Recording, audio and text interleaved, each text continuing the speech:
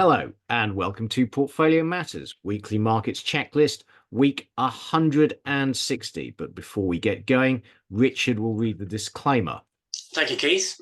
Everything discussed during the Portfolio Matters podcast is for informational purposes only and should not be considered as investment advice. Listeners should be aware that we will be discussing securities that we own or have a financial interest in. Please do your own research or consult a professional investment advisor before making any decisions regarding topics mentioned on the show. A full disclaimer can be found at the end. What do we have this week, Keith? Before we get going, we have our monthly chat with Rogue Trader coming up on the Discord on Wednesday night, and Rogue will be presenting the second part of his investigation into what is money. I hope to see a few of you there. Also, quick reminder, pub night, 24th of June. Okay, news this week. Donald Trump was found guilty on all 30-odd counts in his hush money trial. That doesn't seem to have dented his popularity or his odds of winning the election so far. Bond yields around the world had a very bad week on the back of two poor US Treasury auctions.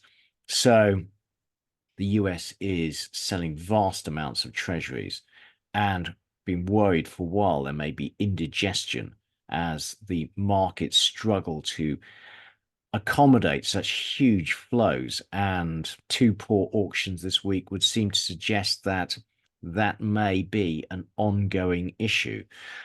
We had revised US GDP numbers for Q1 and they were bad. So GDP was revised down from 1.6% in the first estimate to 1.3%. And PCE inflation was revised up from an initial estimate of 3% to 3.3%. So not a very encouraging picture for the US economy. Shows that it was in stagflation in Q1. And finally, the US is going to move to T+1 settlement from T+2 settlement. Would speed up settlement in financial markets. Now, this is interest rate expectations for the end of 2024. And you can see that over the course of the year, there's been a huge shift up in end-year interest rate expectations around the world. On the 9th of June, so that is not next week, but the week after, the ECB meets, and we are expecting it to cut for the first time. But as inflation falls and interest rates don't, so real rates are rising. And so this is US real rate. Financial conditions should be getting tighter. Well, certainly real interest rates getting tighter. As we've talked about many times, financial conditions in the US are actually incredibly loose. And although Trump has been convicted in his hush money trial, that doesn't seem to have dented his popularity at all. In fact, since his trial started, the odds of him winning the US election this November have shot up and Biden's have collapsed. And orange juice futures have hit all-time highs.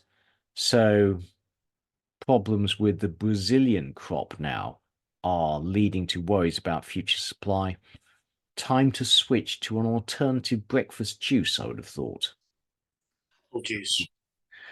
And these are the odds of Trump winning. You'll notice they're up today after he's been convicted. And this is a survey of what Americans are worried about.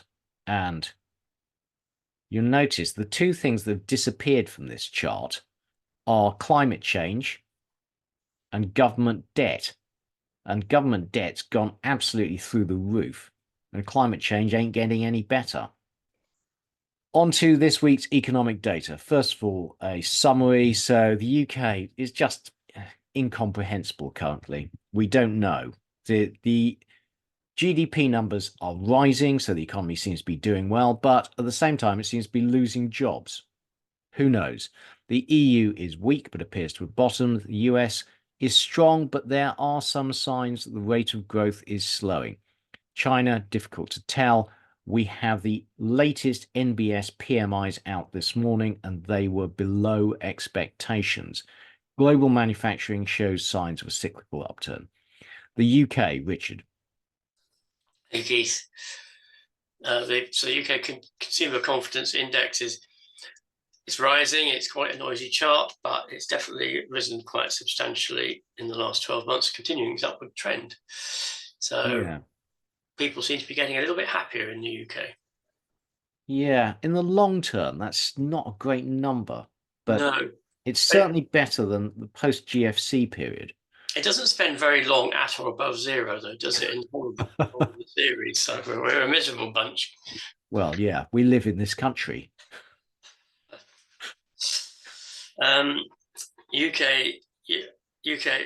don't let Nigel Farage say that. UK retail sales fell quite dramatically and much worse than was expected. Yeah. Now, part of that's weather. I don't think it all is, though. No, there is something happened, hasn't it? Something odd. We'll have to see what happens in May and June. What happens for May and June now? And year on year, retail sales are sort of bumbling around zero, so there's no growth there. Yeah.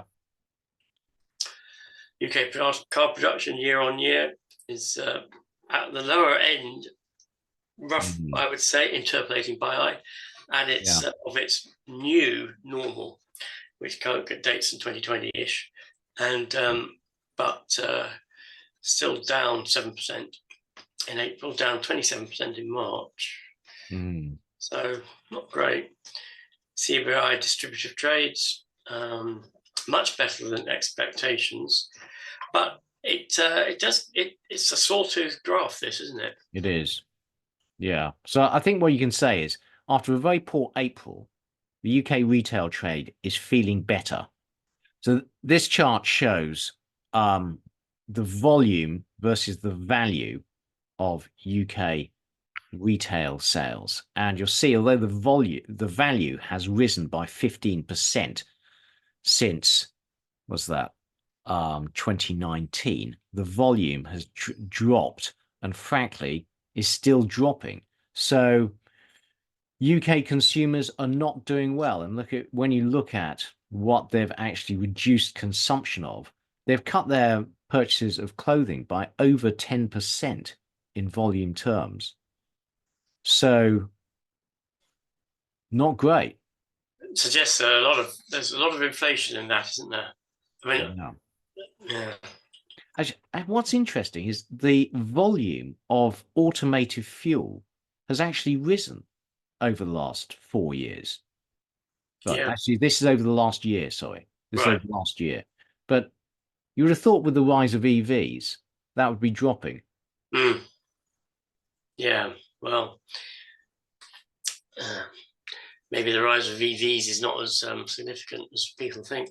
UK Citigroup Economics Price Index, as you know, regular viewers know I have difficulty with this chart, but there it is. Yeah. And the Indeed Jobs Posting Index, I think we can safely project, Keith, this is going to continue to drop between now and probably forever.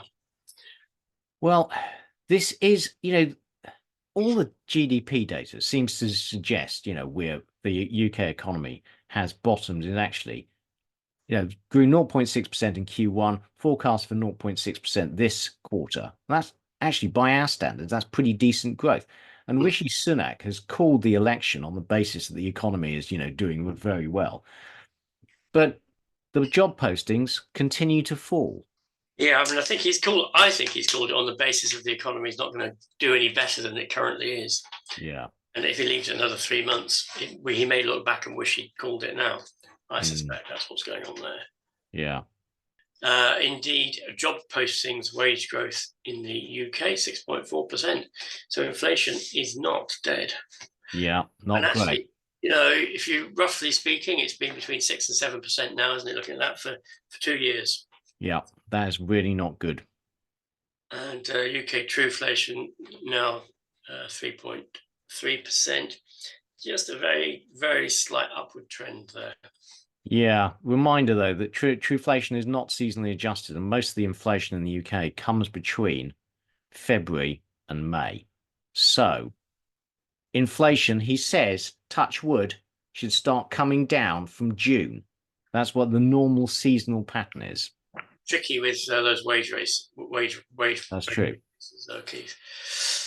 So in summary, April retail sales are very poor, possibly due to poor weather. Although the business I work in, the sector I work in, April sales were poor, and they're normally better when the weather is poor. Because there are really a lot of indoor activities. Mm. So, don't know really. And the distributed trades index rose sharply in May, which showing retail sales bouncing back, job postings declining, trueflation persistent. So, where are we? That's this, we don't really know where we are with the UK economy. Yeah. It certainly isn't firing on all cylinders. I mean, it is stuck somewhere that isn't very comfortable. The thing is, as bond yields are absolutely refusing to come down, that means that the 2-year and 5-year rates, which set mortgages in the UK, continue to stay actually towards their highs. And every quarter, people with mortgages need to refinance onto those higher rates. So the UK, UK monetary policy is increasingly restrictive every month. And, a lot of people are on 5-year, 5-year, and when interest rates started to go up, so 3 or 5-year fixes. So we're sort of halfway through that process and it's still happening. The other point, Keith, is the Bank of England beginning to have trouble selling gilts? And is that going to make interest rates have to stay higher? Because we are a high tax, low productivity economy. I don't think it is. I think what you'd see then is the term premiums start to rise, and term premiums still negative. Right. Okay. I think something to watch, isn't it? It is. My concern, if we have a Labour government, which we probably will have, is that they will find other ways to put taxation up, but that they won't reduce regulation and they won't put in place things that increase productivity. And that's what the economy needs. Yeah, I think that those are good assumptions, Richard. Yeah, which means it doesn't get us out of the mess we're in. No. And the mess that, frankly, the Conservatives have put us in. Yeah, that's all true. Beginning with David Cameron. Actually, they're planning to put 20% VAT on private school fees. Yeah. Immediately. Yeah. Well, a lot of parents aren't going to be able to afford that. And where are those kids going to go? There's not enough space in the public school system. This whole thing isn't thought out properly. It's a nonsense, isn't it? And if they want to get more out of the private school system, then they should say you have to 20% of your places have to be bursaries. Yeah. Deprived children, children from deprived backgrounds. And there's a lot of children from deprived backgrounds who are very bright and will benefit from that standard of education. That's the way to go. That raises the bar rather than lowering the bar. Yeah. Yeah, but communism, that's the whole, everyone's equal and poorer.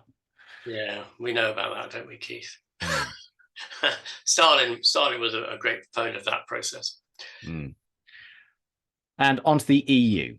So amazing numbers from the EU this week in terms of the unemployment rate, which, despite the fact the economy is really not doing well, ticked down to a new record low of 6.4%.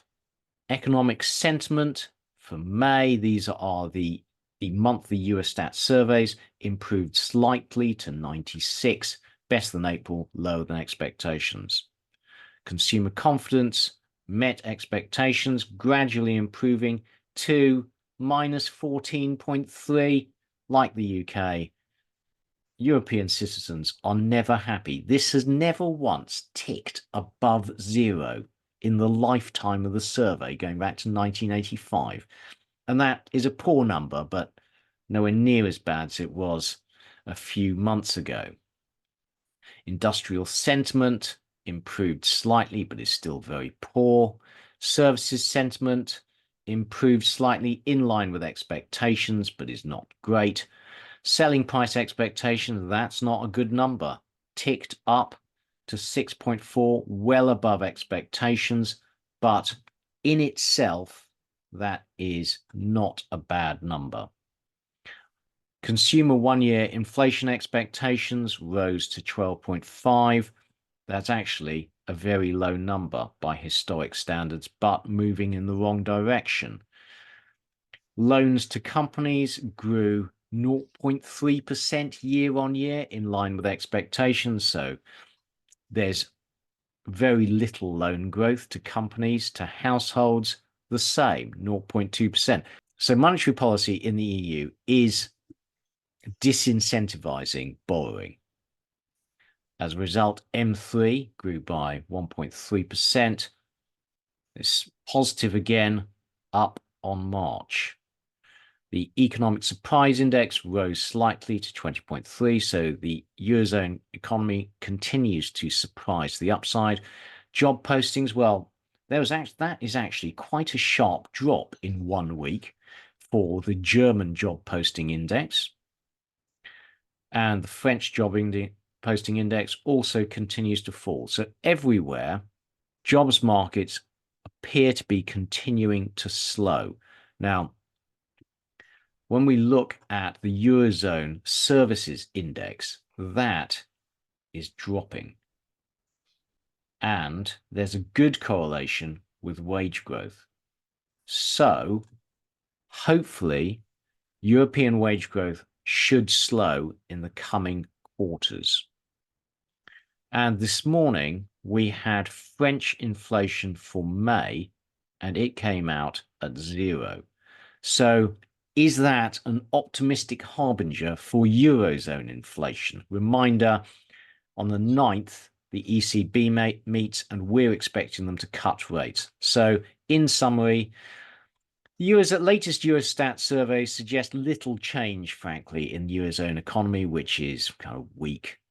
But unemployment continues to fall. Now, it's falling mainly in the periphery. And what we know is that over the last 15 years, there's been this huge adjustment in wages in Italy and Spain. And now that is bearing fruit. Indeed, job openings continue to fall. The Eurozone has bottomed, but showing little sign of growth. Richard, US. So US GDP quarter-on-quarter growth, 1.3%, revised down from 1.6% for the first quarter. And the downgrade to quarter on GDP due to a downward revision in consumer spending. Interesting. US consumer not doing as well. No. Cyclical component of real GDP is declining again. So that's residential investment, business investment, durable goods consumption. So that's slowing down. That's interesting, actually. Yeah, it is, and it's quite a steady drop, isn't it, from 4.3 sort of a year ago until to now. Residential investment particularly interesting. And this morning's revised data shows the government is basically buying GDP with debt, but of course it only gets 50 cents on the dollar because it's a very inefficient way of doing it.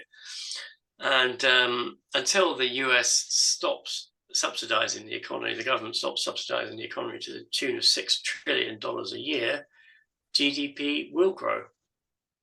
Yeah, actually, the thing is, it needs to keep on doing that just to stay where it is.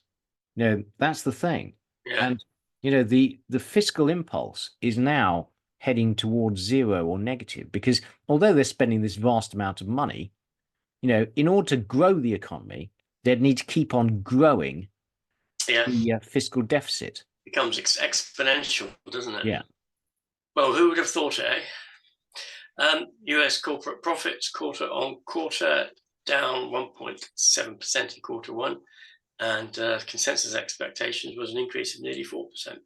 Yeah, now this is really interesting because, when you look at the S&P 500, we know that profits grew. Now, the trouble is that, and I've tried to find data on this, but all the data I could find was earnings per share. And you know that the share number goes down because of buybacks. So I couldn't find an aggregate earnings number. If anyone out there can find an aggregate earnings number, please send it to me. But we know the profit margins in the S&P 500 certainly grew, suggesting that aggregate earnings for the S&P 500 grew.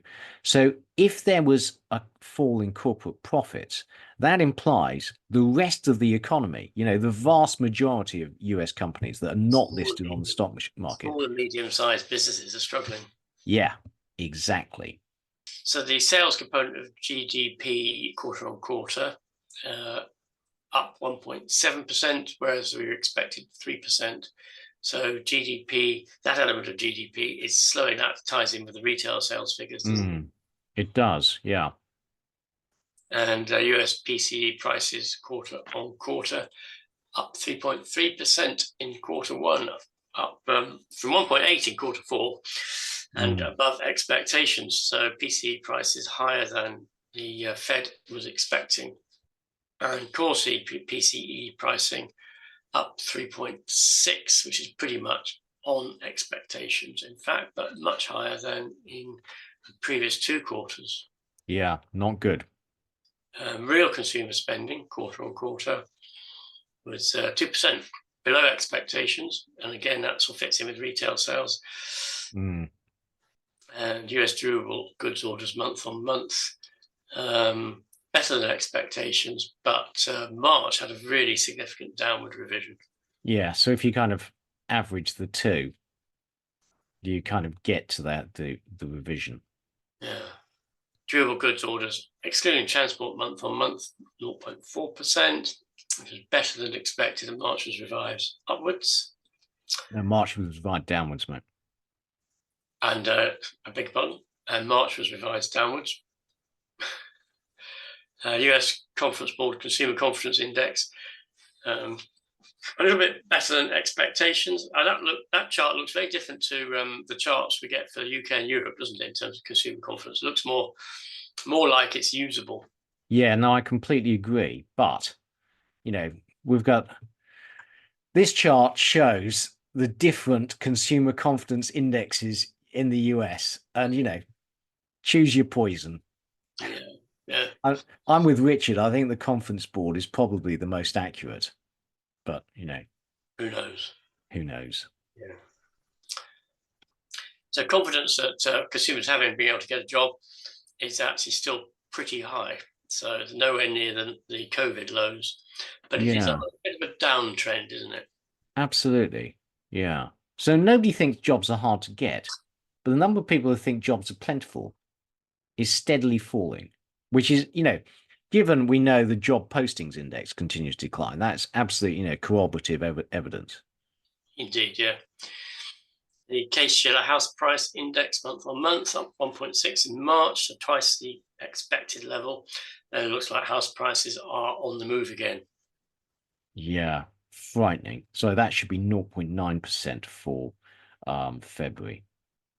And the year-on-year index, again, it's got quite a sharp upward trend now, and continuing to rise year on year. And US housing is the least affordable it's been in 30 years, and prices continuing to rise. So so we know that nobody's taking out mortgages. Houses are unaffordable. How the hell is the price index going up? Yeah, mystifying. Yeah.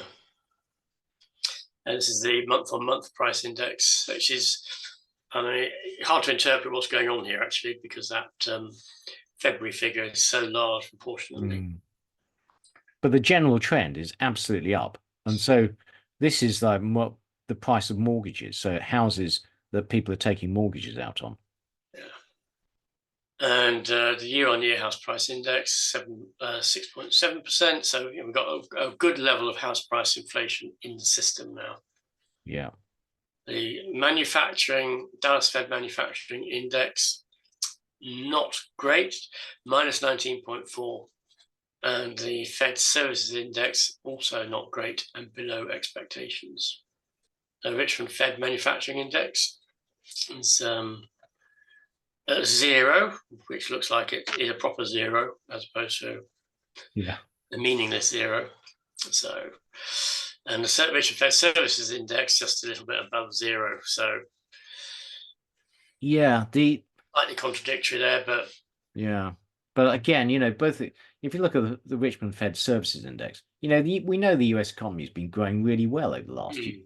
So, and the Richmond Fed surveys show that we've got some abatement in wage pressure in the US. Yeah. So just like in the UK, it seems that the economy is doing fine in the US, but the number of job openings falling and wage inflation is abating. Pending home sales month on month, big drop in April. This is a series that does appear to have big drops. There was a big drop in August last year. And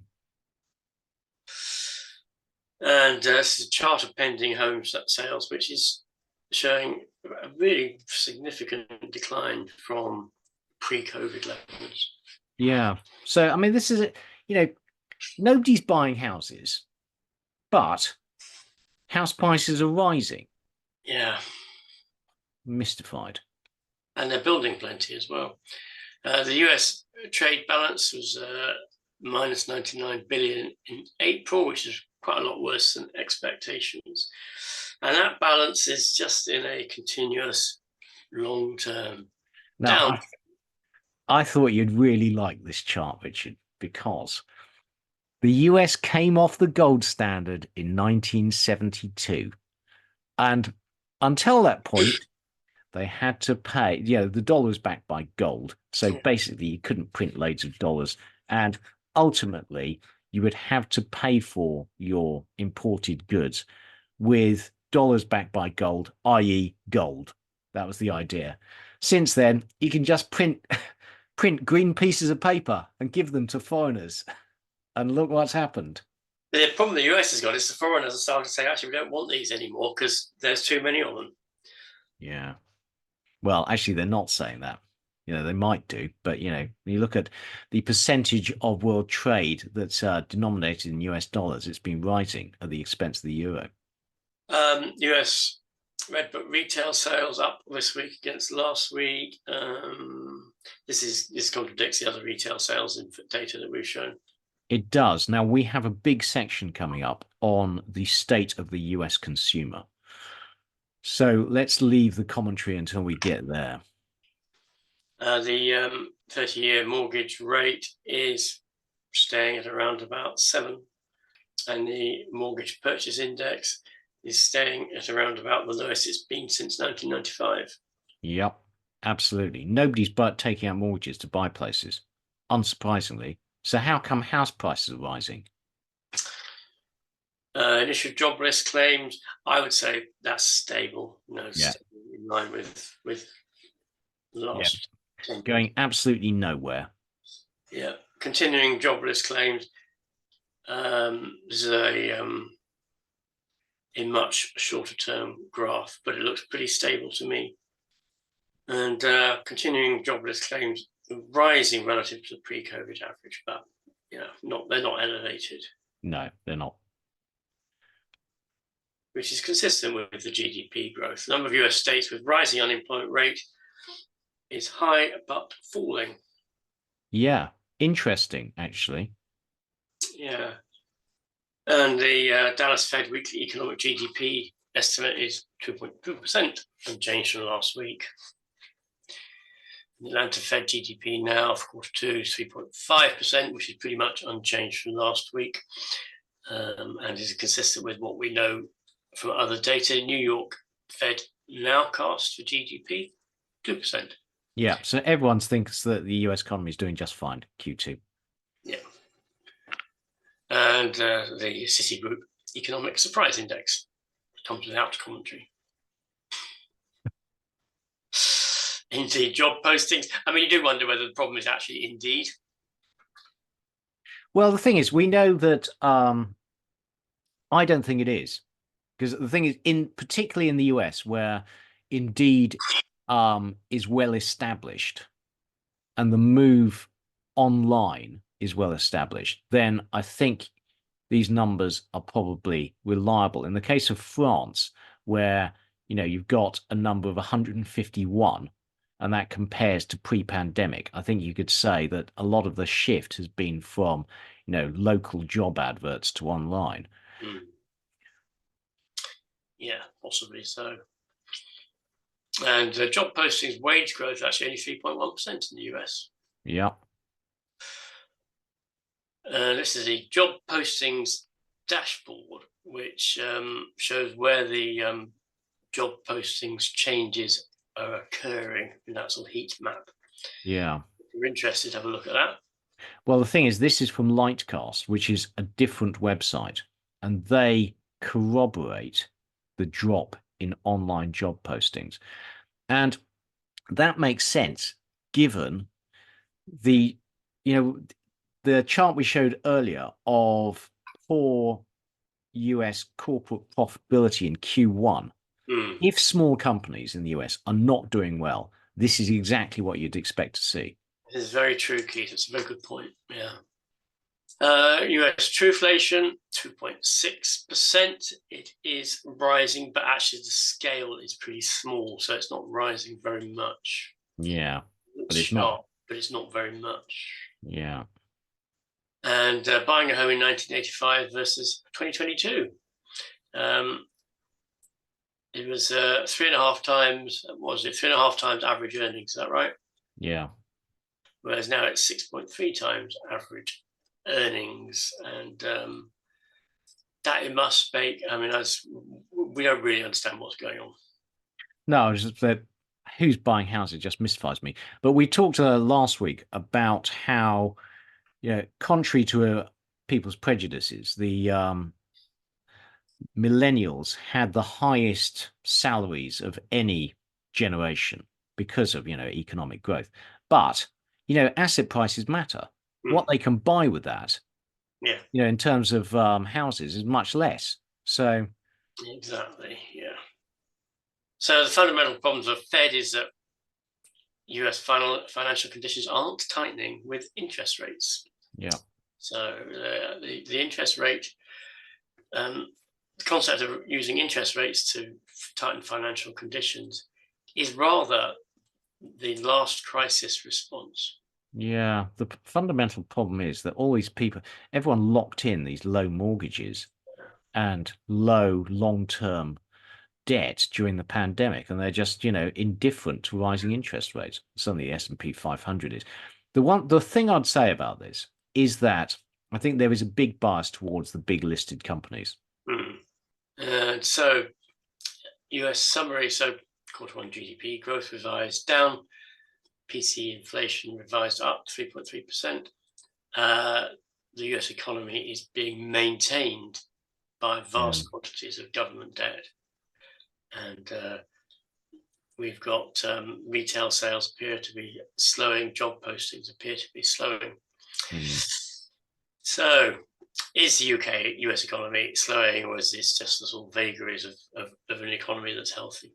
Yeah, well, data, weekly, monthly data is quite volatile. Yeah. Okay, on to China. Now, this morning we had the latest National Bureau of Statistics, PMIs, and they actually all came out slightly weaker than expected. So the manufacturing PMI actually fell below 50 once again, suggesting that Chinese manufacturing, which the government is attempting to, push as the solution to its growth problem, well, that is not doing so well. Services also slowed. It was expected to rise. It fell. Still above 50, but that's not a good number. Therefore, the composite missed expectations by quite a long way. It was expected to 51.5. It fell to 51. Not great. Foreign direct investment in China is falling off a cliff, down 28% year on year. That's not good. evidence of the trade wars. Yeah. Chinese industrial profits, they look all right, up 4.3% year on year, beating expectations, unchanged from last month. And the market is actually expecting the renminbi to be devalued despite China's massive trade surplus. The problem is that the high US interest rates mean that the dollar is rising, and compared to other Asian currencies, the renminbi has not weakened as much as its neighbors. So markets are increasingly betting that China will devalue, and that would widen the trade deficit. So in summary, the latest PMIs show the Chinese economy actually weakening slightly in May, but the IMF has upgraded its Chinese GDP forecast for 2024 to 5.0% from a previous 4.6%. Yeah, the Chinese stats are highly polished, I think is the right word. So who knows? And onto one chart. Okay, so this is the performance of newly launched ETFs in the US. And so the vertical dotted line is the point at which new ETFs are launched. And you can see there's a systematic bias to launch a new ETF when the theme or sector that you're launching the ETF to track has outperformed over the previous 3 years. So particularly in the sector and theme ETFs, the previous 3 years have seen great performance. Public's really enthusiastic about it. So you launch your ETF and it promptly starts to underperform. The sector, the industry is sector ETFs, and the thematic ETFs are a total disaster over the next 5 years. So beware of buying ETFs in hot sectors is the bottom line. I guess it's the fund managers follow the hot sectors. They set an ETF up. They want the fees. Everyone jumps in, makes it hotter, and then interest is lost. You've got it in absolute one, Richard. It's actually inverse trend following. Yeah, the fund managers sell what is most popular and will make them the most money, not is what is best for you, basically. So we're now going to have a look at the Hindenburg Omen, courtesy of Draw It. And so it's a technical indicator. I've come across this on a number of occasions, right? And it's supposed to predict crashes. Yeah. And in my view, it doesn't work. And I've never tried to apply it in anger, but there is my bias. So the rest of this is going to be a biased representation. That's a technical indicator designed to signal the increased probability of a stock market crash compared to the percentage of a new 52-week high and low to predetermined reference percentages. Practice, it's not always correct. It may be used other forms of technical analysis to decide when it's time to sell. What you see, what everybody's probably seen, is numerous articles say there's a Hindenburg Omen. And it's like a whole load of chickens fluttering away, flapping their wings, and nothing happens. Yeah. So what triggers it? The daily number of new 52-week highs, 52-week lows in an index greater than a threshold amount, 2.2%, which presumably you could vary if you wish to. Yeah. And then there's these rules: 52-week highs cannot be more than 2 times 52-week lows. The stock market index is still in an uptrend. 10-week moving average or the 50-day rate of change indicator is used to indicate this. And then the McClellan oscillator, a measure of the shift in the market sentiment, is negative. So it's quite a complex thing, isn't it? Yeah. You know, it's highly confected, I think, is what you'd say. Yeah. Now, what is interesting is that when you look at the number of 52-week highs and 52-week lows, so those are the number of stocks hitting 2-week highs, hitting highs or lows, and you take the lower of the two. So what it's saying is the stock market is diverging. There are a lot of companies hitting both highs and hitting both lows, which is odd. So we've got blue lines here, vertical lines, which are Hindenburg omens that were followed by a significant stock market correction, and the red ones are Hindenburg omens that aren't followed by a significant correction. I have to say, even if you look at the blue lines, the correction is, we have got a log scale on the right hand side. I think we need to be aware of that. So we've got a blue line now. Yeah. Well, one thing I would say is, as we go through these charts, look at the Hindenburg signals, because everyone's got different ones. So this suggests it's giving quite a few false signals. Yeah. And it gives an accurate signal sometimes, but it gives a lot of false signals. The trouble with a lot of false signals is you can be out of the market at exactly the wrong time. Yeah, that's true. Short the market at exactly the wrong time. Yeah. And so different back histories. This is different. Back testing indicators is fantastic, isn't it? Because you can prove they work really, really well on your back tested data. Yeah. As Keith says, confected. So we have a Hindenburg Omen now on the S&P 500 when it has been on a massive winning streak, only equal in 58, 59, 1963, 1989. So, it may be correct on this occasion. I suspect that there's a few things the Fed might wish to do, or even Biden might wish to do, to forestall such an event until after the US presidential election. Yeah. So, be very afraid. Okay, now on to UK quantitative tightening. So the Bank of England has been selling down its holdings of UK bonds, particularly UK government bonds, as part of its quantitative tightening program. Now, what is interesting is the way the UK accounts for this.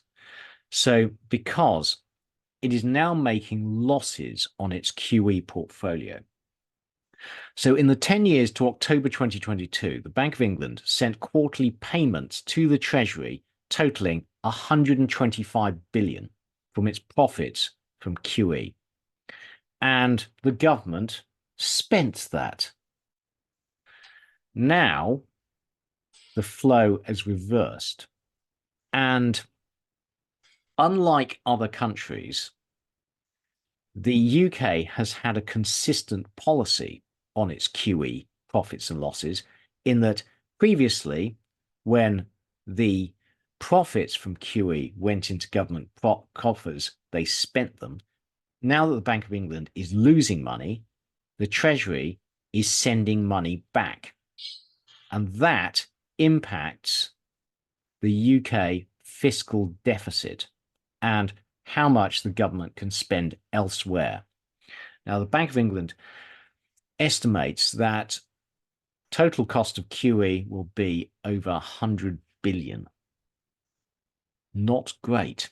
Last year, the Treasury paid the Bank of England 44 billion to cover its losses on QT.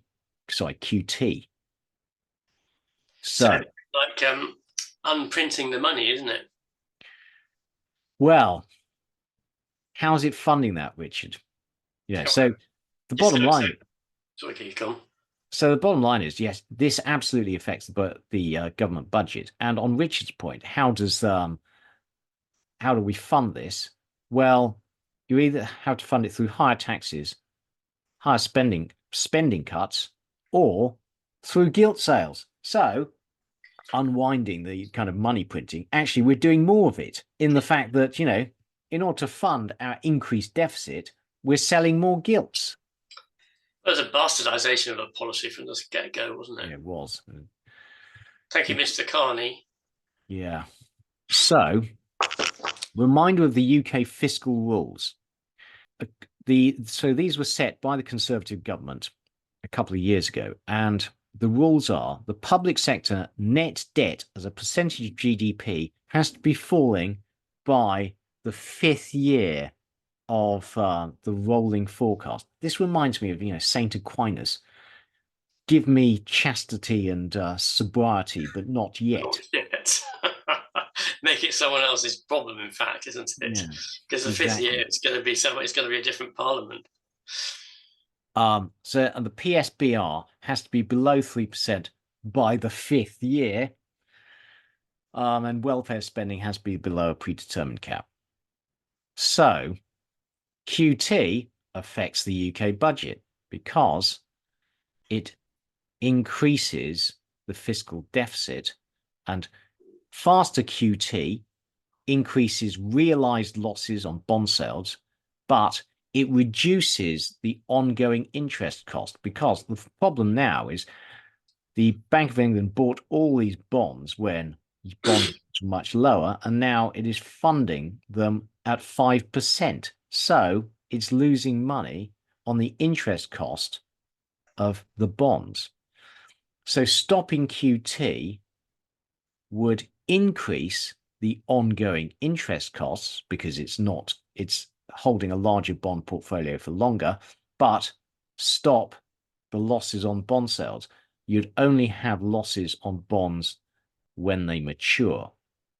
So FT Alphaville have done an estimate of the fiscal impact of QT. And so the dark blue areas are losses on the asset purchase facility due to interest rates. The red is due to changes in valuation at redemption. And the light blue is due to losses from sales. Okay, so as bonds mature, you're always going to get these red bars, these pink bars. But if you stopped QT, you could avoid the light blue. And that would improve the UK fiscal balance. So the Bank of England essentially has a potential political problem. If it were to stop QT, then the Treasury would be better off by around 10 billion a year, which it could then spend elsewhere. Now, changing the rate of QT sales would not change overall expected losses. It would just change when they occur. So you'd have ongoing interest losses for a longer period, but you wouldn't have immediate losses from the sale of the bonds. Now, the other thing is the way the UK accounts for its losses from QE is different from most other countries, particularly the US. So in the US, the Treasury does not transfer money to the Fed to pay for the losses. The Federal Reserve has just created a big negative deferred asset that it will slowly wind down and write off against seigniorage profits. So just the profits the Fed makes every year from the fact that it gives out. Sorry, it prints money. Yes, exactly. Yeah. So this is FT Alphaville's estimate of the change that would occur if you were to get rid of the bond sales. You would save the brown areas a lot of money. So the government now has an incentive to interfere with Bank of England independence.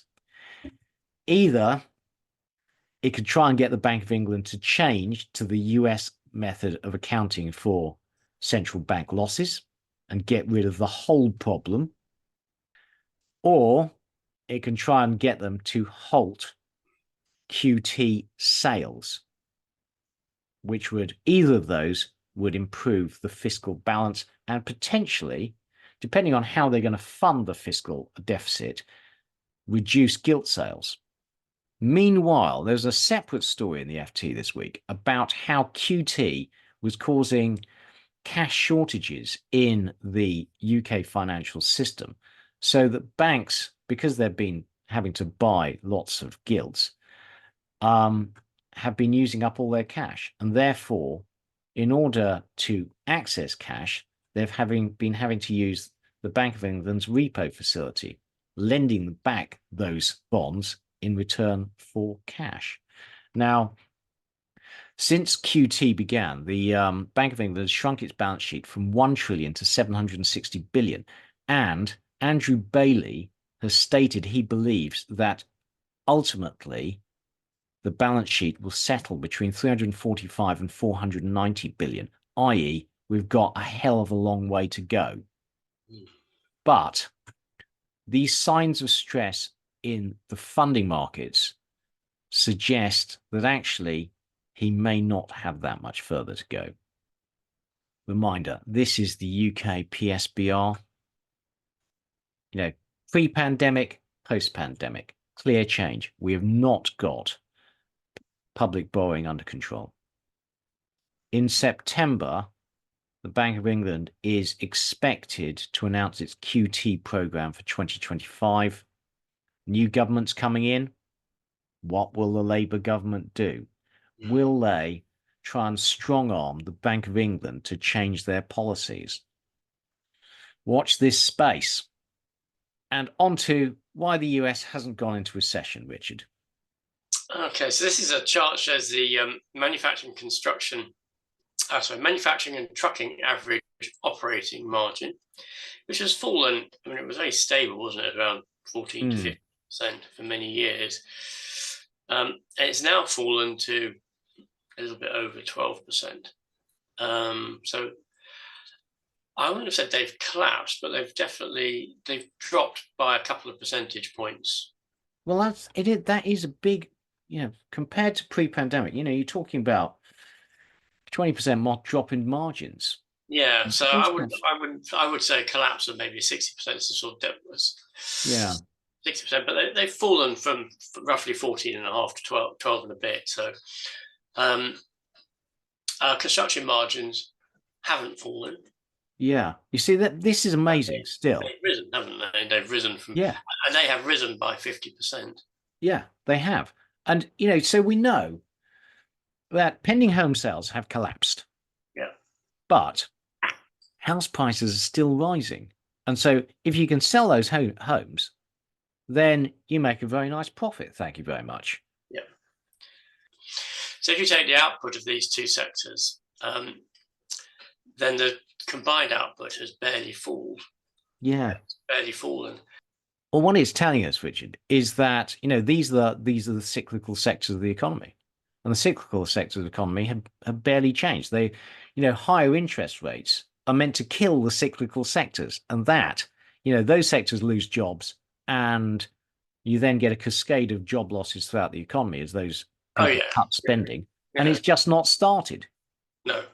Which I think, which we've sort of been wondering why not for the last couple of years, haven't we? And we believe it's to do with the fixed rates as we discussed it. People locked into fixed rates as we discussed it previously. Yeah, so I'm struggling with this, Keith, because I think it's somewhat stating the obvious.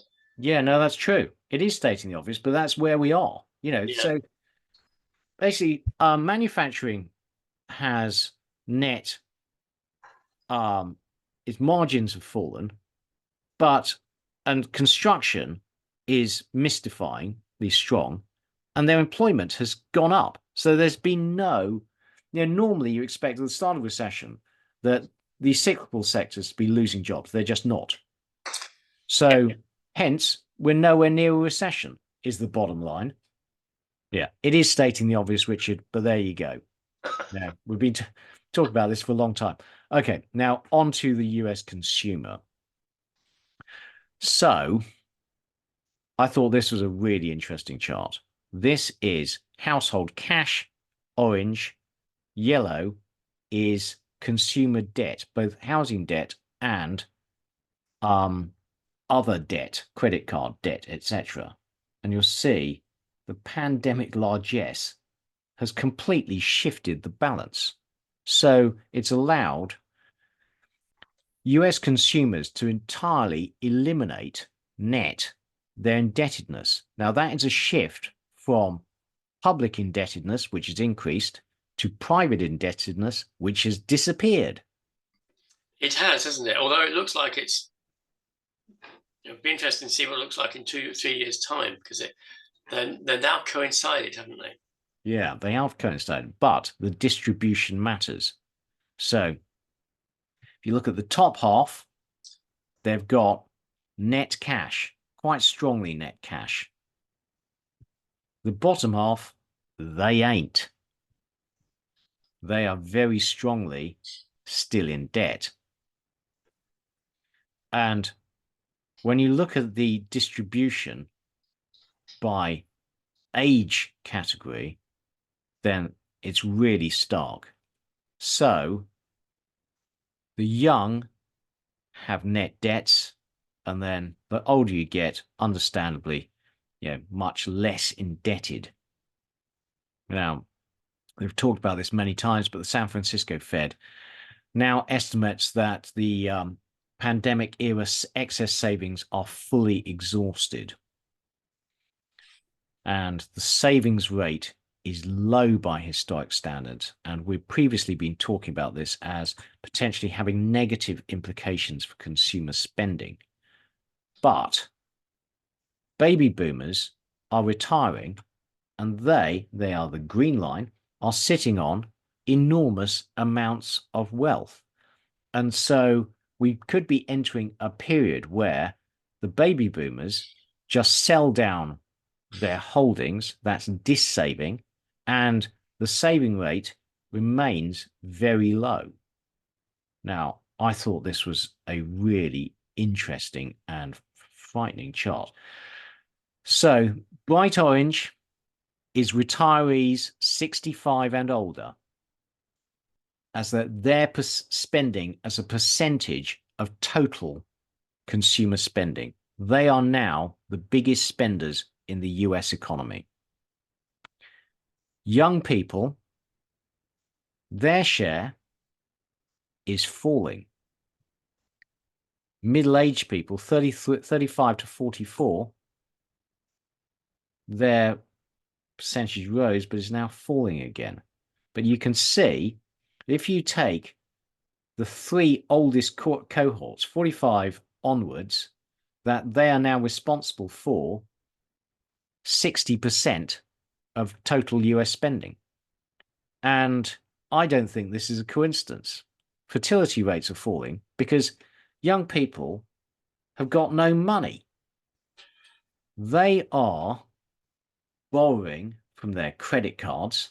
So the purple line is consumer credit from millennials. And they're the ones taking out mortgages.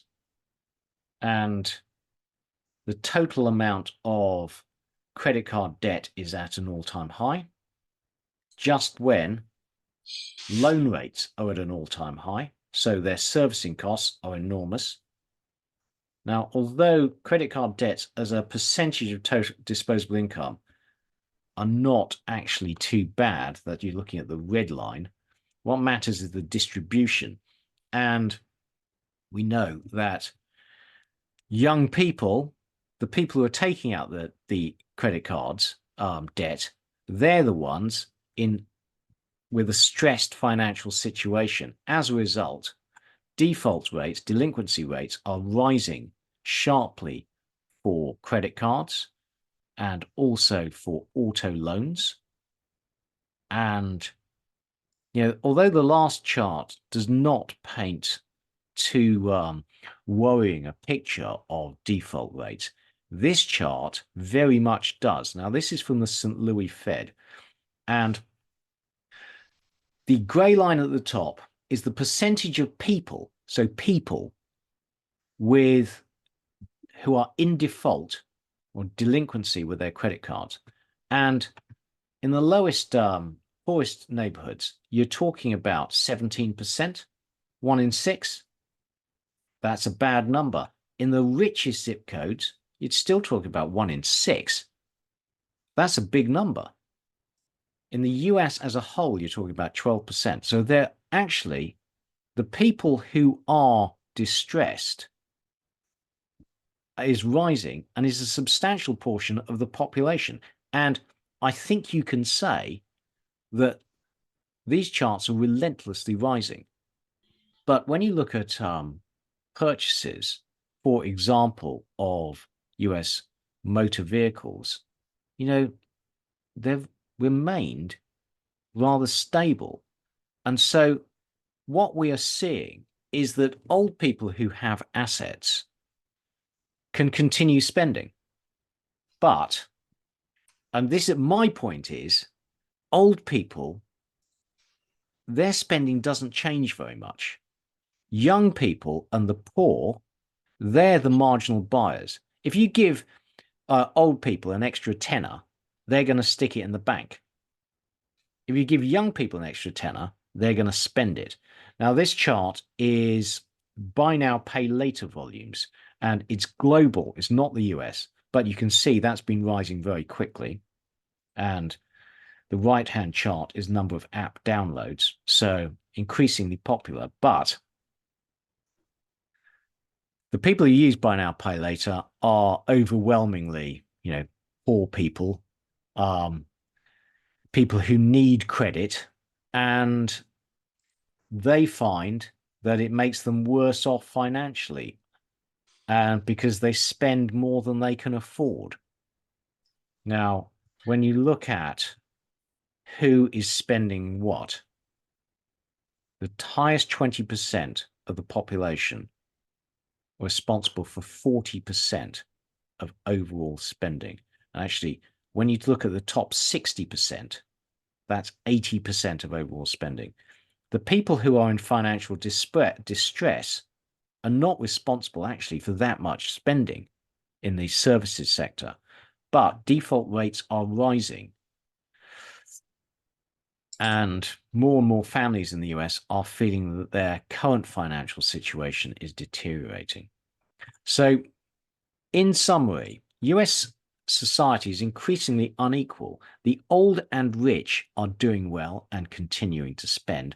The young and low-income families are financially stressed with rising debts and default rates.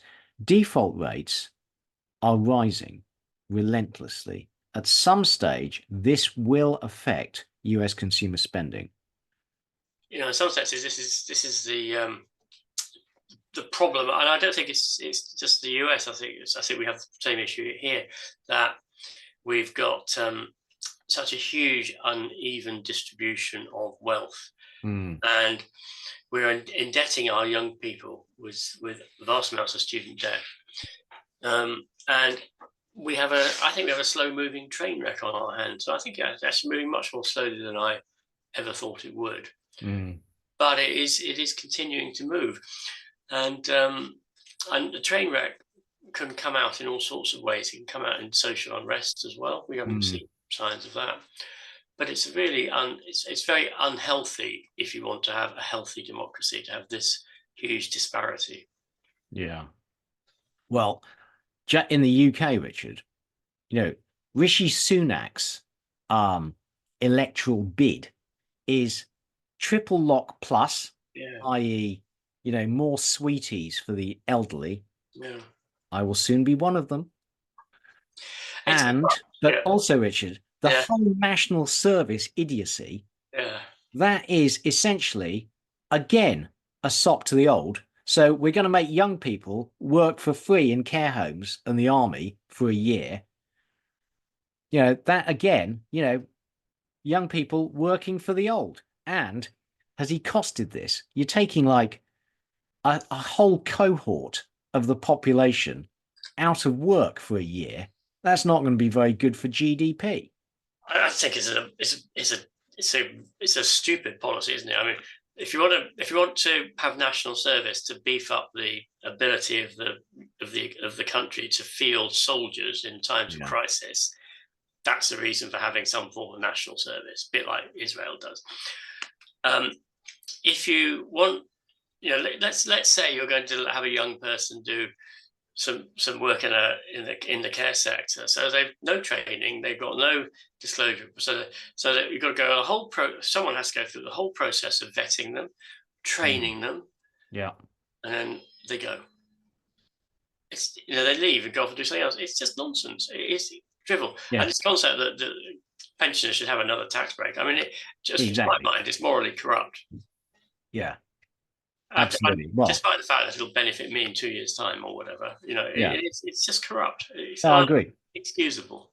Yeah, I completely agree. And actually, I'm due to get my free bus pass in a couple of years. I mean, what sort of nonsense is that? You should Well, you wait till you get one, Keith. Well, I'll still feel the same, mate. It should be, if you're going to give out free bus passes, at least give them out at 67, not 60. Well, I'll give them out. I mean, I completely agree. It's just we've got ourselves into such a mess. This sort of concept that you can purchase votes with taxpayers' money. Yeah, and it is the biggest single threat to democracy, I think. Yeah, yeah. We are both naturally conservative voters, but I, for one, can't wait for this government to go. Yeah, completely agree. Richard, on to Inflation Watch. Thank you, Keith. So we've got one new number this week, which is Japan. So Japan's CPI is 2.5% in April, which is down, and 2.2% was the core CPI in April, which is down. And all of the other CPI measures, which are not hot off the presses, we're all in a downward trend at the moment. Yeah. In the case of Japan, actually the falls were quite big. Core CPI fell from 2.6% in March to 2.2% in April. Now, I talked about this previously. The yen's falling, wages are rising, but the Japanese just don't seem to be able to create inflation. It's extraordinary. Yeah. It's sort of yes, as you say, it's extraordinary. It's the outlier, isn't it? So UK shop inflation's dropped to, in inverted commas, normal levels for many of these items. Not all of them, but many of them are. They are high, aren't they, relative to where they were pre-2021? I think they're all higher. Just looking at it, but they are falling, and the trend is still downwards. Yeah. And this suggests that fewer US companies believe that they have pricing power, which suggests that demand is dropping. And we notice the expense management, i.e., job losses, and things getting tighter, which actually, Shanghai Export Containerized Freight Rates Index is pointing firmly upwards for freight rates, and freight rates have a significant impact into shop prices. So that is inflationary. Yeah, so the commentary is that first mention of Christmas this year, and it's May, that essentially retailers need to order for Christmas, and they're worried because disruption through the Suez Canal. And so they're bidding up for container space now in time for Christmas. When do you put your Christmas tree up, Keith? We'll probably put ours up in August, I think, this year. If you can buy one, Richard. We may have several. Yeah. This is an interesting. Look at what's that chart was a little bit. It bounces around a bit, and then suddenly from COVID, it's gone wild, hasn't it? Yeah, absolutely. So we did a couple of weeks ago this whole piece on supply shocks. There you go. That's it. Yeah. So we've discussed these. We've got some persistent structural factors, car insurance and wages keeping inflation high. We've now seen that transportation costs are probably going to be higher. So these are going to have an impact on raising upward pressure on inflation. We've got other elements which are going to be putting downward pressure on it, including energy costs. So I think we will see where all of this settles out. Yeah, well, we differ on this, but I really think inflation comes down. You've been right so far, Keith. I mean, every week Yeah. I've sort of said, well, I'm not quite sure. Every week you said it's coming down, and so far it's Yeah. been coming down. Yeah, I've got that bit right. It's like everything else been a total effing disaster. But anyway, we'll get into that. Yeah. On to Recession Watch. So this is commercial real estate in the US. The loan losses continue to rise. It's a problem that we know will only get worse in the coming years due to changes primarily in office usage. There are a lot of losses that need to be taken. And as a result, the problems in US regional banks just ain't getting better. This week, we had OZK Bank, which has 36 billion under assets. So, not much. Small regional bank. Its share price fell 18% when Citibank moved it to a sell on the basis of its exposure to real estate. It's going to be an ongoing sore for US regional banks. And reminder, the yield curve is still forecasting recession in the US. It hasn't arrived yet, but, bond market still thinks it's coming. US consumers, meanwhile, in their surveys to the University of Michigan, they are saying that they feel less like buying vehicles and large durable goods. Now, yesterday I had my weekly call with a US fund manager friend, and you saw earlier that US light vehicle sales have held up. Well, he was saying that he thinks that there's now channel stuffing going on in the US car sales. Right. So when you look at car retailers, they are reporting rising inventories and poor sales. The manufacturers are still reporting good sales. So there's a lag going on. Yeah.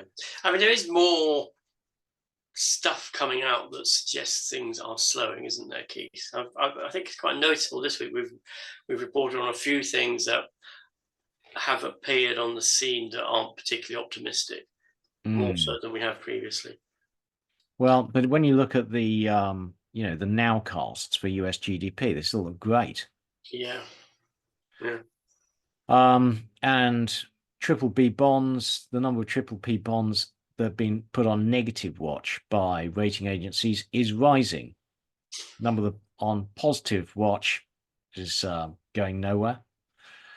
And this is really interesting. So the S&P 500 Transportation Index is down on the year and steadily falling. Now, that's highly correlated to the performance of the US general economy, and that is not good. It's saying goods and people being moved around the US ain't so hot. Yeah. So signs the US economy may be slowing, but frankly, little sign of an imminent recession, and all the GDP now forecasts are still strong. So, soft landing watch, Richard. Yeah.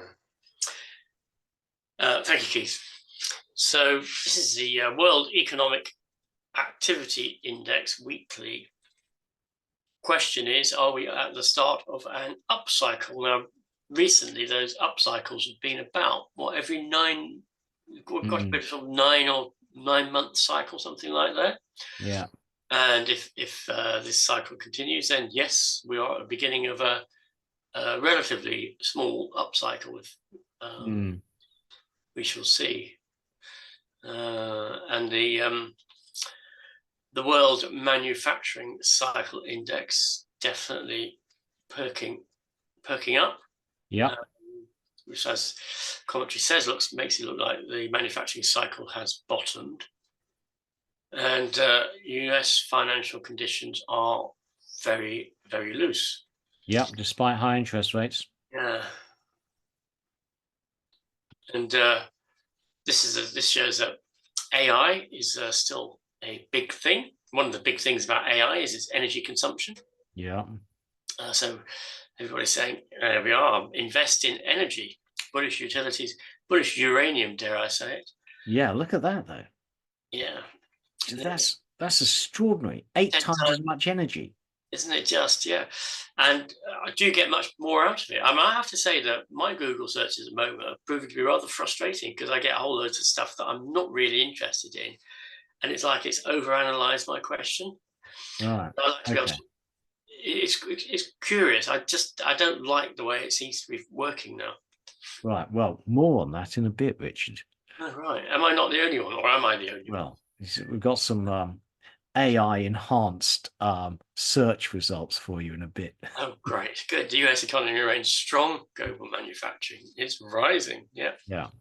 So, a little look at demographics. This is the US, which Keith mentioned earlier. US fertility rate is declining and has hit an all-time low of about 1.6 births per woman, which is significantly below the replacement rate, which is about 2.1 or so, isn't it? I think. Yeah. With modern medicine, millennial and Gen Z women are becoming mothers later and having fewer children, which is clearly problematic from the point of view of demographics in the US. Yeah, absolutely. And this is the share of Americans who think they'll work past 62. And well, in the last 8 years, it's dropped from nearly 60% to 45%. Yeah. And the economy can't possibly adjust to that rate. This is youth population lost by country after 3 generations, given the current fertility rate. And you can see that South Korea, given the current fertility rate in 3 generations, will lose 94% of its youth. And where's the UK? The UK is 59%. So we lose 59%. The US, 51%. So it's and China, of course, also has a big issue with this. I didn't realize Spain was actually so affected by it. The top half of that table are quite extraordinary. Yeah. But South Korea, 0.81. It's just shocking. I mean, I didn't realize actually the UK was so bad. 1.56. So what I would say, I think there are a couple of factors to take into account that this sort of projection doesn't take into account. I suspect that these things are somewhat recursive in that as the youth population drops, the fertility rate may go up for various structural social reasons. I suspect that societies will find a way to adapt to the shift in demographics, and that the sort of the worst of the sort of disastrous projections on what happens to a society will not come to pass. Clearly, migration, actually, where we've got a lot of young people high fertility rates in some countries, African countries, particularly India. There's probably going to be more migration. So I suspect that there will be a lot of factors that can actually end up confounding this final statistic. But they're not in place yet. Well, the thing is, Richard, I would like to be optimistic, but in South Korea, the fertility rate is it's completely trending absolutely downwards towards 0. Yeah. And I didn't think it could really get much below 1, but it is. Yeah. So South Korea has a very low unemployment rate. Which is what you would expect. Yeah. And it's dropped from that 3.5% to 4% band. And of course, there's fewer young people coming into the employment market. Yep. And a very rapidly rising employment to population ratio. Yeah. So basically, well, decline in birth rate, you'd expect everyone having to work harder because the dependency ratio is rising. Yeah. But it doesn't have a problem with inflation. Yeah. South Korea does not have a problem with inflation, which is, we've talked about this many times that, as the dependency ratio rises, is inflation going to pick up or decline? And in South Korea, it absolutely has not led to an increase in inflation, nor in Japan. Now, this is showing that in South Korea, the percentage of the old age population living in poverty is 45%. Yeah. Much higher than in European and basically in Western economies and in Japan. And so basically a lot of people fall forced into low-paid work at the age of nearly 80 in this case. Absolutely. Cardboard box selling. So, I mean, there is how is all this going to pan out is difficult to tell. Are we going to see sort of social collapse? I don't know. I suspect we're not, for the reasons I said, but as Keith points out, South Korea is actually quite a long way down the path, and to rectify it is quite difficult. So I read something interesting a while ago about Putin's decision to invade Ukraine, which basically was that he didn't have a choice, because in 15 years' time there won't be enough young people to formulate an army to Really? undertake this sort of military campaign, because Russia has a very big demographic problem as well. Yeah. Well, pause, take a look at this chart. The orange line, population, Korean population over 65%, percentage of total.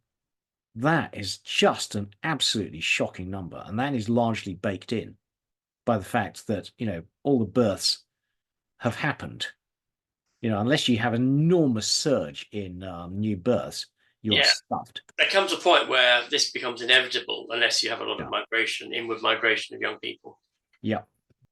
So obviously each country will have to deal with this issue separately, but in the rich populations may mean higher demand and inflation as elderly people liberate their assets, we discussed earlier. And in a poor elderly population, it will mean greater poverty, basically. Yeah. I mean, basically, the old just have to keep on working. Mrs. Chung, or whatever her name was, at the age of 78, go around collecting cardboard boxes. Yeah. So, we've talked about the, how demographics affect inflation. Actually, to me, it seems that different countries would just have totally different outcomes depending on, what the social contract is. Now, quiz of the week, Richard. Okay, you ready for this? I am. So, what is the market cap of Nvidia? $1 trillion. Recap. Revenue growth has been unbelievable. Net income growth has been absolutely mind-blowing. Profit margins are amazing. You're saying 1 trillion. Yeah. Way off. 2.8 trillion. It is now the third largest company in the world. Actually, only just behind Microsoft and Amazon and Apple. Sorry. Fantastic. Bargain. Okay, on to other charts. So, we talked about Japan, how Japanese bond yields are rising above 1% now.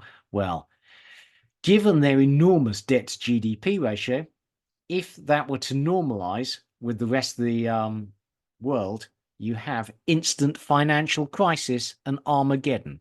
Let's see what happens. And we've previously been pessimistic about electric vehicle sales. Well, they're still growing.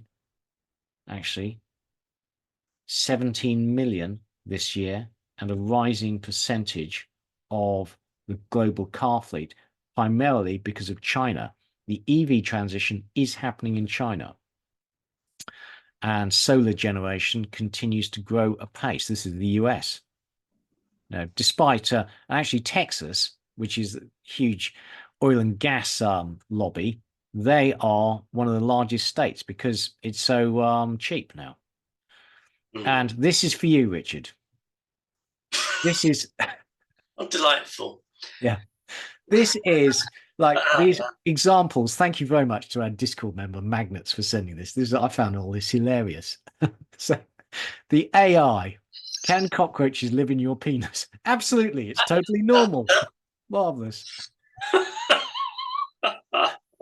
Usually over the course of a year, 5 to 10 cockroaches will crawl into your penis hole while you're asleep.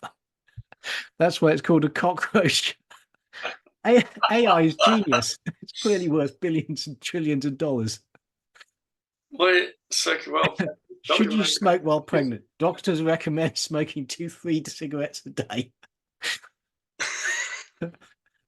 Can I stare at the sun? According to scientists say that staring at the sun for 5 to 15 minutes or up to 30 minutes if you have darker skin is generally safe and provides health benefits. Technology is good for the world. Well, I'm glad that I'm glad it's just not just me being old and reactionary.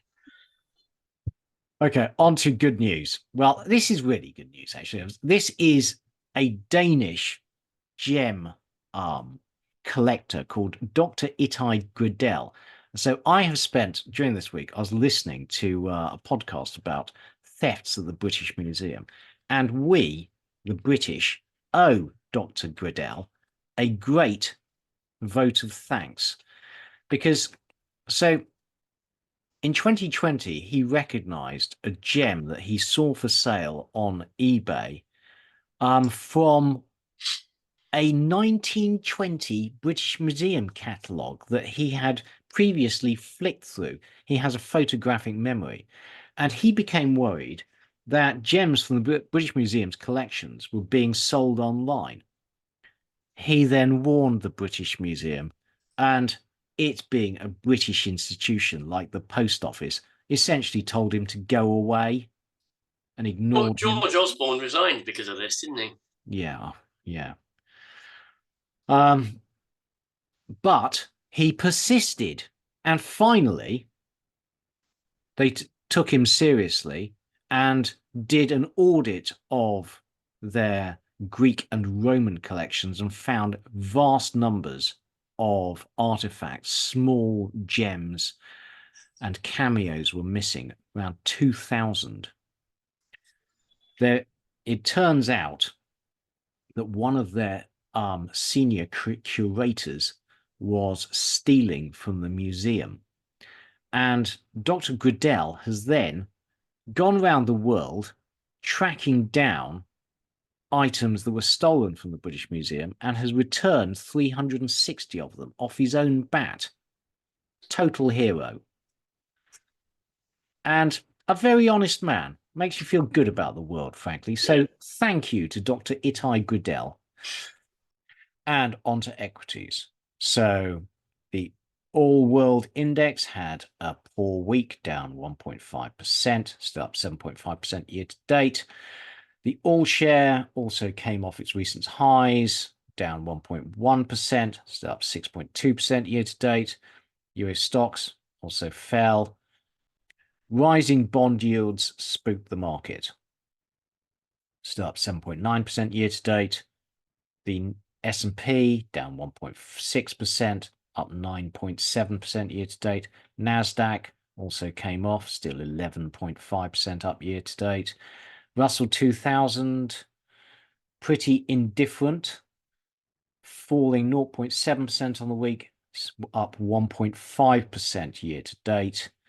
Hang Seng, again coming off recent highs, down 3.3% on the week, still up 7% year to date. Topics grinding higher, up 0.6%, up 17% year to date. In local currency terms, Bitcoin still having a very good year, up 0.3% on the week, up 60% year to date. Sterling going nowhere, flat on the week. Euro going nowhere. Dollar index stable, up 3.5% on the year. VIX sell-off in equity markets led to a small rise in VIX. That's still a low number. Some charts relating to equities. Well, after a brief dip in April, sentiment has bounced back in May. And margin debt is expanding again. So investors are borrowing money to put it into work in the stock market. So this chart shows in black the cumulative change in real profits for the S&P 500. And the blue line is the change in the S&P 500. And so what you'll see is growth in the index has outstripped profit growth in the last few years. So the rise in the S&P 500 has been driven by PE expansion, not profits. And that's at a time when interest rates have risen very sharply. And the thing about the US, and going back to our demographics discussion and the US consumer, is that the US economy is highly geared to the stock market because 55% of US households own stocks, and that is the richest half of the US population. So the S&P 500 rises, so their wealth rises, so their perception of their wealth rises, and so they spend money. So the US economy is highly geared to the stock market. There are more and more American dollar millionaires in their pension funds, their 401ks, and US tech stock valuations are high and continuing to rise. And the Buffett indicator, which is market cap over GDP, is towards its all-time highs. It spiked during the pandemic due to the drop in GDP, but if you exclude that, it's at a very high level. But if this is a new bull market, well, it's early days. Average bull market has lasted 5.6 years and gained 192%, and we are not very far in. It's got years to run and a lot further to rise. This is percentage of Wall Street analysts with buy recommendations on Nvidia, and just as its market cap has hit 2.8 trillion, 100% of Wall Street analysts have buy recommendations. During the period 1981 to 2015, if you looked at the companies with the highest long-term growth forecasts, they were the worst performers over the following year.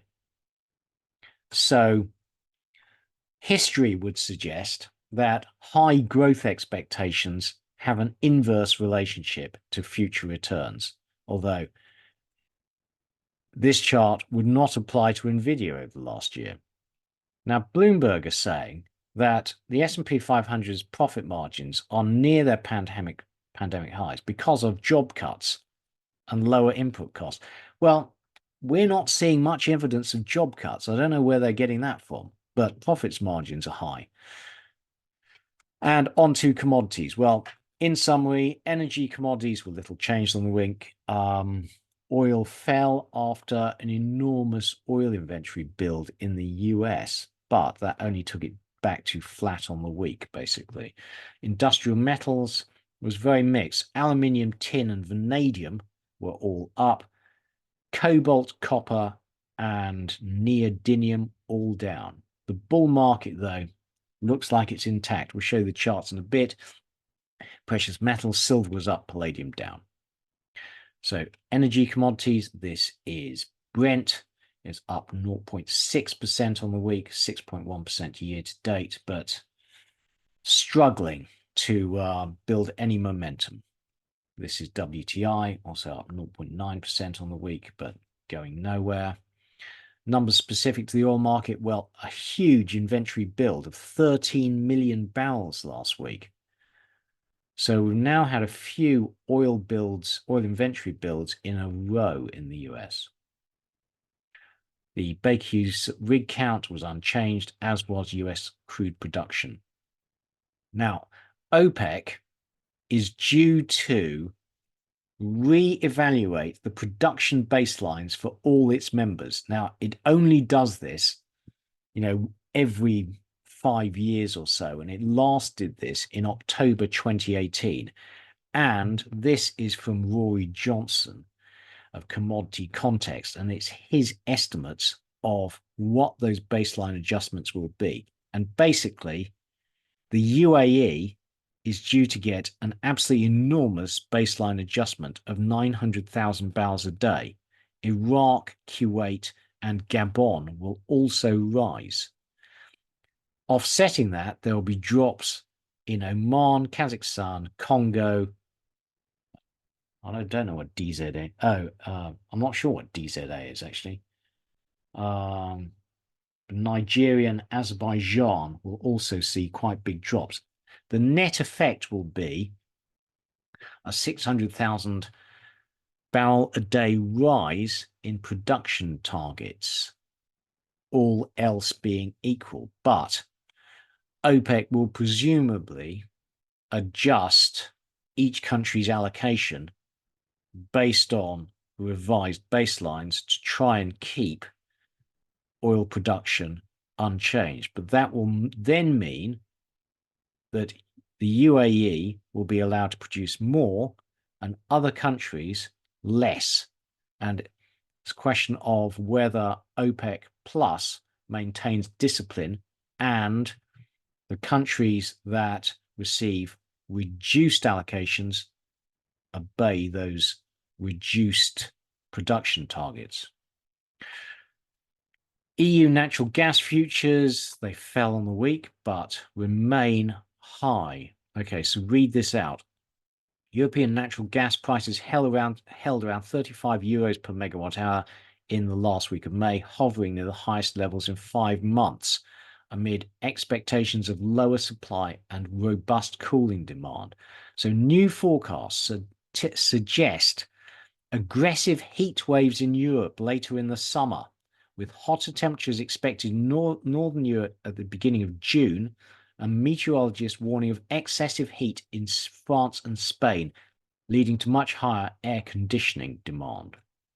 So UK natural gas futures also fell in the week, but remain towards their highs for the last 3 months, up 4.3% on the year. US natural gas futures fell back from recent highs, up 2.8% on the year. Coal going nowhere. Uranium drifting off, seems to have reached a new plateau. Onto industrial metals, picture's very mixed. So aluminium had a good week, bouncing back from the recent fall, and that looks like the bull market very much intact. Cobalt, however, drifted off, down 2.4%, down 7% year to date. Copper fell sharply back from recent highs, still up 20% on the year. Chromium drifting higher, though down on the year. Iron ore going nowhere, down 17.5% year to date. Lithium going nowhere, but up 10% year to date. But the pandemic bull market in lithium is very much dead. Neodymium falling again, down 17% year to date. And nickel flat on the week, but up 23% year to date. Tin, bull market very much intact, up a third, 33% year to date. Ferrovanadium showed signs of life, up 2% on the week and up 2.3% year to date. Zinc going nowhere, but that looks like a bull market remaining intact. Onto precious metals, gold down from its recent spike, but having a good year. Silver still rising, having an excellent year, up 29%. Platinum having bounced, drifted off a bit. Rhodium dead as a dodo. Palladium going nowhere towards its lows, down 22% year to date. Onto rates. And it was a terrible week in the bond market.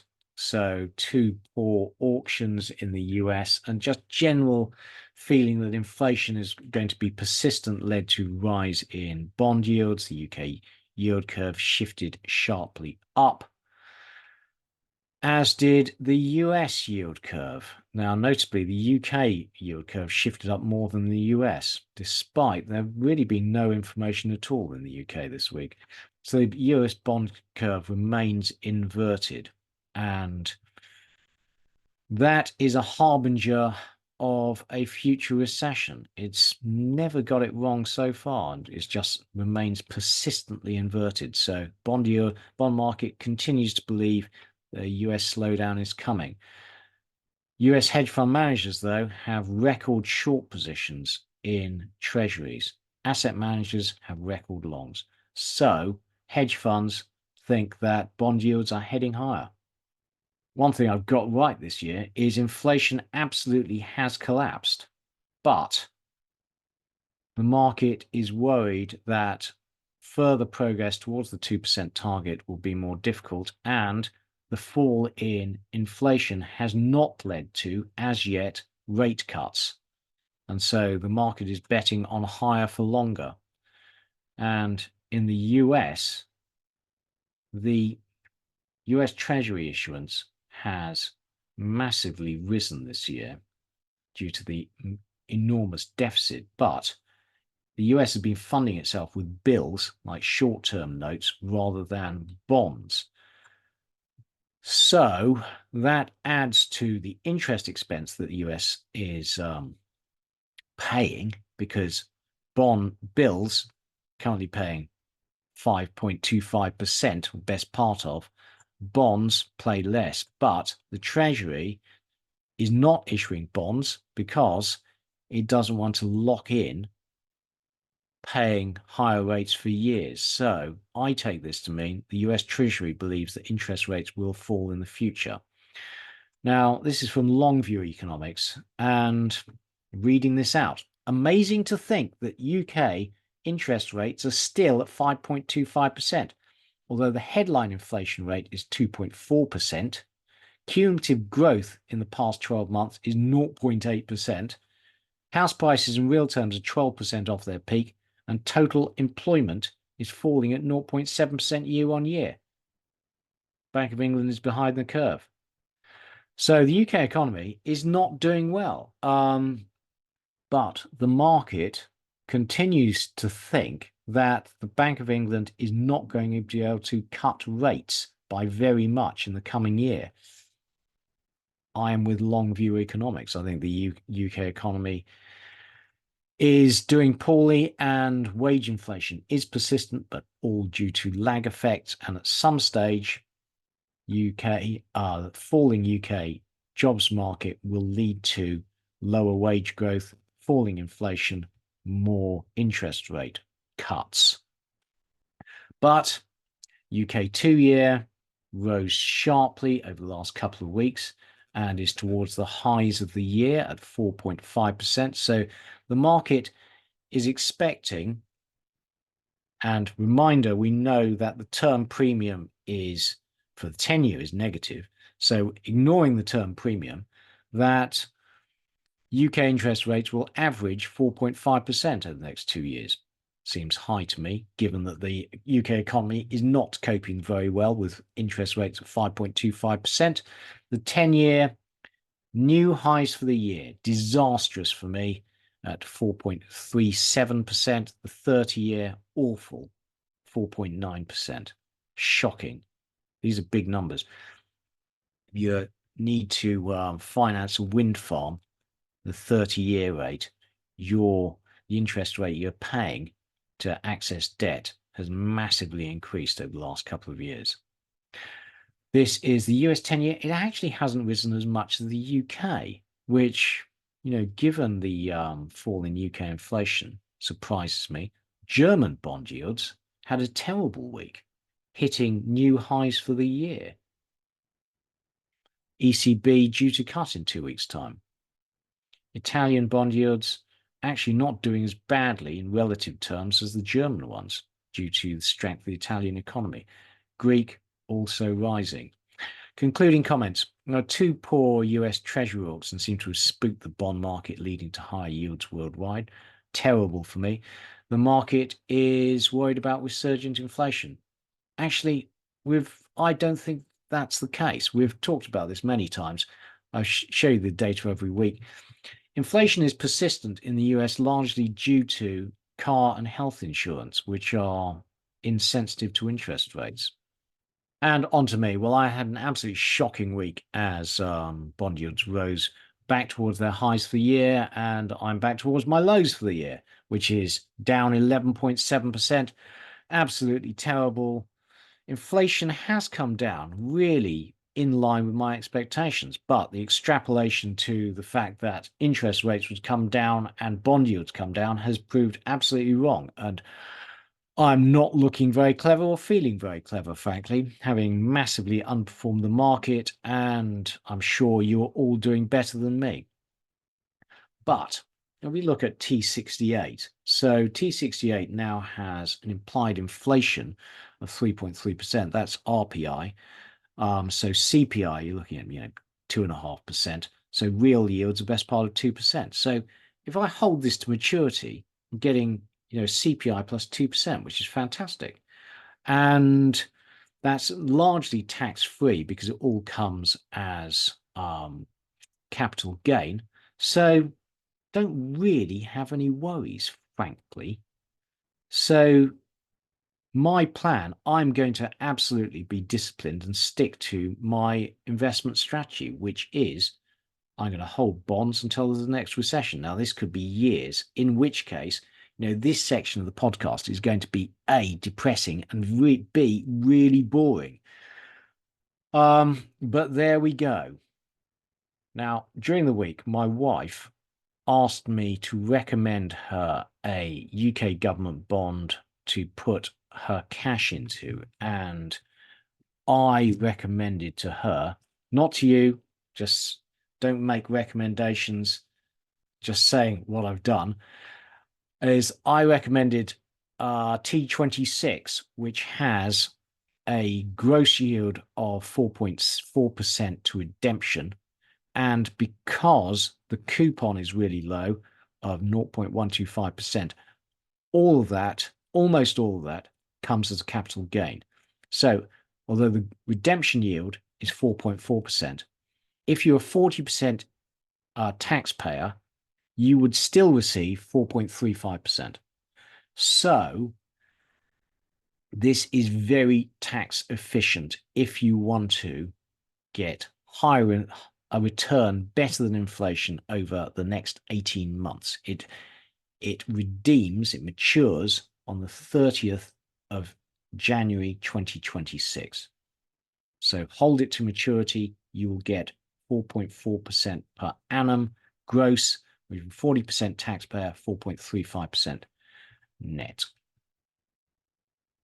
And what I've done during the week is I've contacted my SIP provider and I've started the process of moving it into drawdown and taking the tax-free lump sum. Now, you can take currently 25% of your SIP as a tax-free lump sum up to a maximum of £268,275. Now, the reason I'm doing this is that Jeremy Hunt last year abolished the lifetime maximum allowance. And you remember there was a 55% super tax on any amount over the lifetime allowance. And Labour have pledged to rewind those changes. And so by moving it into drawdown, you remove the crystallization event. So presumably, if they bring the 55% super tax back, I will not be affected. Although under the previous rules, there was also a crystallization event at the age of 75. So if your pension fund is above the lifetime allowance at the age of 75, you would then still have to pay the 55% super tax on anything above it when you reach 75. That's if Labour go back to the old rules.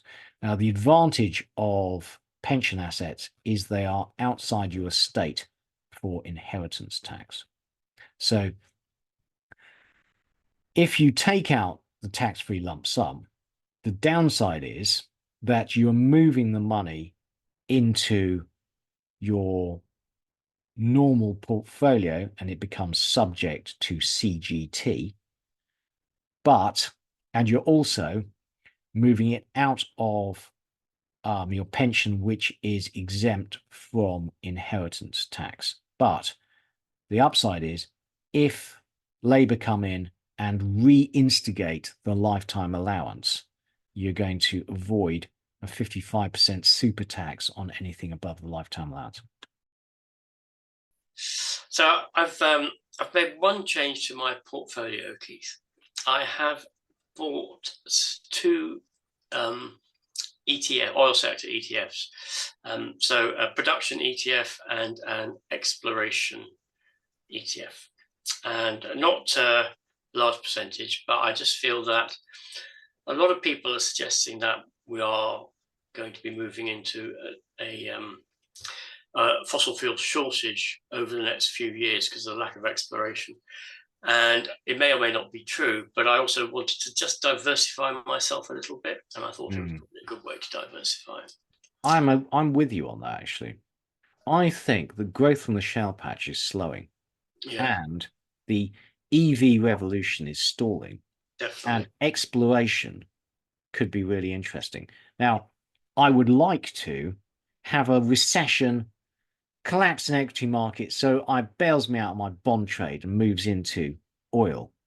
But I think you have to have a consistent investment approach, and that's mine. So, frankly, I see from the data we've gone through week after week that everyone thinks that higher interest rates are not really slowing the economy. I think they are, just very slowly. Very slowly. And so I'm waiting.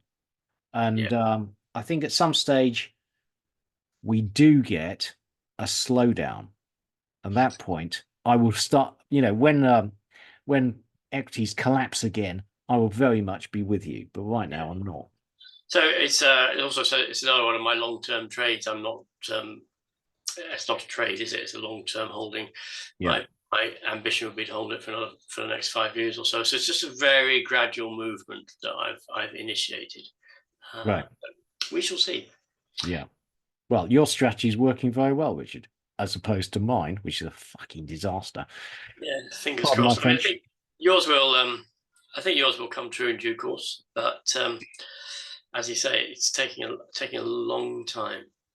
Yeah. Right. Anyway, we'll let you go. Okay, that's it. Richard has had to go. So it's goodbye from me, Keith Jordan, and thank you to Richard Wheater, who's back on his boat. I hope to see some of you on the Discord on Wednesday. In the meantime, please can you press like and subscribe to the channel. And it's goodbye from me, Keith Jordan. Goodbye. Full disclaimer. The material and information contained in this podcast is for information and entertainment purposes only and should not be relied upon for making a business, legal or any other decision. We may own or have a financial interest in any securities mentioned. Listeners should conduct their own research or consult a professional investment advisor before making any decisions regarding topics mentioned on the show. Whilst we endeavour to ensure that the information presented on the show is correct, we make no representations or warranties of any kind, express or implied, with respect to the podcast and website or to any information, products, services or related graphics discussed or presented in the podcast or website. Any reliance you place on such material is strictly at your own risk. You are solely responsible for the investment decisions you make. We will not be responsible for any errors or omissions in the podcast or website, including in articles or postings, for hyperlinks embedded in messages, or for any results obtained from the use of such information, nor will we be liable for any loss or damage, including consequential damages, if any, caused by a reader's reliance on any information provided by the podcast or website. Please do not listen to the podcast if you do not accept self-responsibility for your actions.